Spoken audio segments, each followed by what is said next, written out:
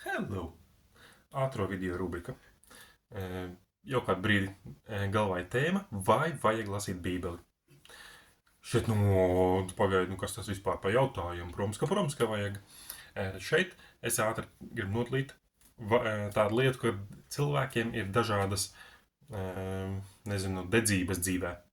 Kādiem ļoti svarīgi ir evanģelizēt, citiem muzicēt, citiem visādi tādi labi darbi, kas ir kādi vēl varianti lūkšanas, kādiem šķiet, ka lūkšana tas prioritārais, un tad viņiem Bībeles lasīšana var būt tāds, vienkārši, viena no tādām otršķirīgām, garīgām praksēm. Bet lielākā laika daļa aiziet tajā viņa dedzībā. Bet tad ir kādi, kuriem dedzība ir tieši raksti. Un tad ir, man liekas, sākas bīstamība došanai tiem pārējiem. Kam tu lasi to pašu tekstu atkal un atkal un atkal. Vēl jau vairāk, kad vairums cilvēku baznīcā visvairāk lasa tieši jauno derību, un jaunajā derībā, tā ir gaužām maza tādam, mazs rakstu apjoms. 27 īsas tādas grāmati, kādā tur vispār pa vienai nodaļai, kādas mazai garākas, un rezultātā sēž tajā pašā tekstā. Protams, ka tur pirmajā gadā, uzsākot kaut kādu tur garīgu ceļu dzīvē, tas ir pilnīgi ok. Forši, ja cilvēks izlasa pirmajā gadā. Otrajā ir ok, trešajā ir ok. Ko darīt, ja cilvēks 10 gadus ir baznīcā, un joprojām viņš sēž, viņam no priekša saka, vajag lasīt Bībeli. Un tad man ir tāda teorija, ka, diemžēl, ja paliek tikai tajā sausajā tekstā, viņš nav sauss un tur viss kārtībā, teksts ir foršs, bet ja tu vienkārši neej ārpus tā teksta, viņš tev sāk pieriepties. Tā brutāli sakot. Viņš pieriebjās, sāk izstrādāties kaut kāda tāda pretestība tam tekstam. Un tas ne tikai, tas redzam arī bērnu vidū. Šodien dzirdēju vēl darba vietā, ka ir kādi bērni, kas vispār negrib iet uz garīgām aktivitātēm. Viņi saka, mēs taču Bībelē visu zinām.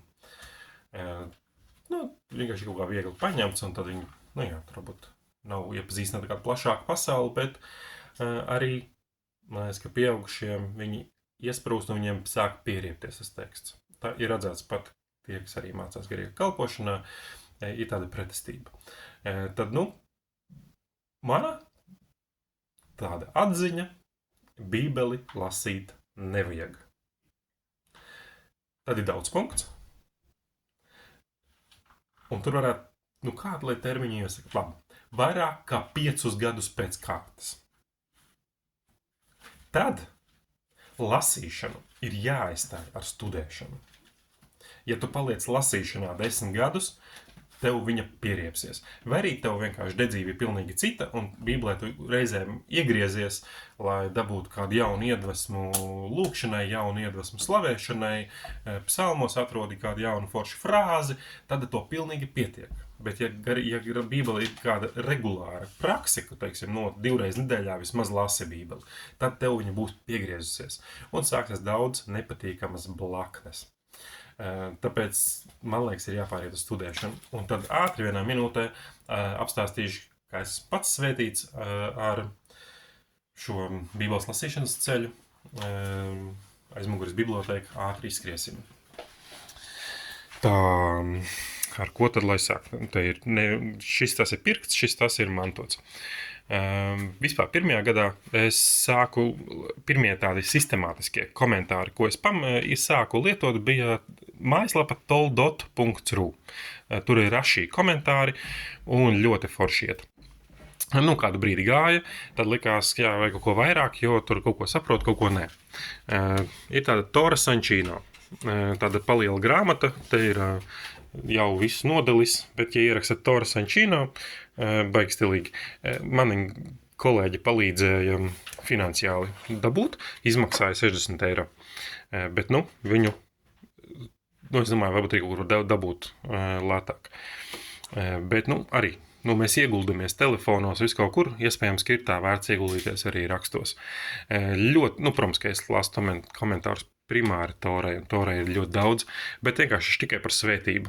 Pirmais gads, pirmie 2 varbūt Raši, tad kādi 2 gadi Tora Sančino, tad internetā, protams, ir visādi YouTube kanāli, kur citīgi ļoti daudz stāst par Toras porcijām, arī tur ir daudz informācija. Un tad tāds Jona Levī stāstīja, vajag Белую книжку. Белую книжку вам всем надо. Nu, Белая книжка, toreiz viņa bija 5 atsevišķās grāmatiņās, tagad jau ir viena kopā. Viņa tāda Tora no Cionas. Toreiz Ciona.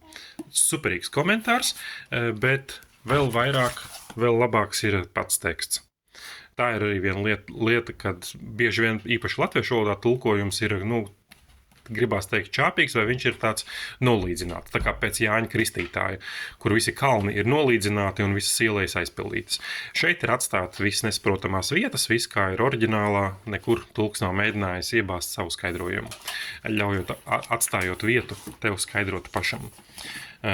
Šitam ne kaut kādi 2-3 gadi, un paralēli jau bija tāds mūsdienu tāds, komentētājs Pinhas Polonski. Ja tādu YouTube pameklē, Pinhas Polonski, viņam ir mājaslapa, arī man mājaslapa iešo.lv, tur iekšā ir biblioteka, un bibliotēkā var atrast linku uz Polonski. Polonskijam arī ļoti foršs komentārs, bet viņš nav papīra formātā. Pa ceļam pamēģinājām Šedrovicki, viņš tās pa pusē kristietis, pa pusē mesijānis vai ebrejs, tur ir viss kaut kas iekšā, diezgan interesants, diezgan plašs, ir ok. Tā, kas man vajag, kaut kas ir piemirsts, ir kādi citi tur visādi paveidi, bet šī gada lielākais tāds ieguvums ir Rambans. Šeit nav pirmā mūsu grāmata, jo viņa man ir somā. Šobrīd aktīvi lasās. Tāds Rambans. Rabbi Moše ben Nachman. Autors pats ir dzimis 1194. gadā, ja nemaldos. Riktīgi sens, bet tik ļoti mūsdienīgi, vai vismaz tulks ir spējis to mūsdienīgi pasniegt. Riktīgi šobrīd pilnīgi pa jaunam var lasīt. Uz priekšdienām, te ir midraši, tā ir tāda, agrāk viņi sauc par teikām, tagad mazliet cits skatījums, bet to tagad nestāstīs. Un tad ir Rebe, tāds liels džeks ebreju pasaulē, tad Rebe tas vēl ir priekšā, viņa komentārus skatīties. Nezinu, kas te vēl kaut kādi varianti. Šādi tādi ir. Katrā ziņā, vismaz tajā manā pasaulē, kurā pārstāvja Tora, ir ļoti daudz. Un visa kā var to pašu tekstu. Ebreji lasa 5 mūsu grāmatas visu savu mūžu. Katru gadu viņi iziet cauri 5 mūsu grāmatām. Un šķiet, cik var.